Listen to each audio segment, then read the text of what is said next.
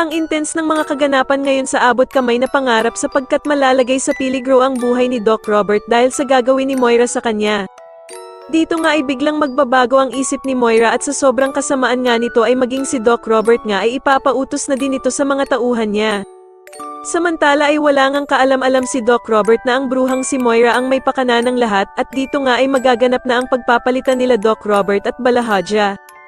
Pero dahil naman sa wala talagang tiwala ang kapatid niyang si Giselle sa mag-inang Moira at Zoe, ay palihim na susundan nito si Doc Robert.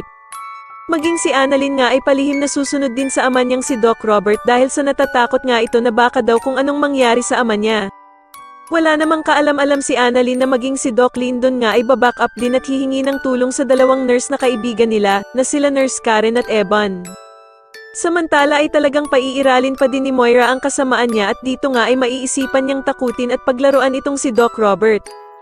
Wala namang kaalam-alam si Doc Robert na ang kausap niya na pala sa cellphone ay ang bruhang si Moira dahil nga sa iba ang boses nito sa call nilang dalawa.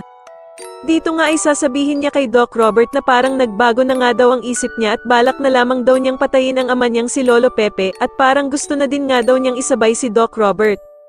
Laking gulat nga ni Doc Robert nang makita niya ang laser ng baril ng tauhan ni Moira na nakatapat na sa kanyang katawan. Sa kabilang banda naman ng makauwi naman si Doc Carlos ay bigla niyang makikita ang kotse ng anak niyang si Harry, kaya naman ay agad na magtataka ito kung ano ang ginagawa ng kanyang anak sa bahay nila. Wala namang kaalam-alam si Doc Carlos na nakatitig na pala sa kanya si Lynette sa gilid subalit hindi nga ito makasigaw dahil sa nakabantay sa kanya ang mga clown na tauhan ng bruhang si Moira.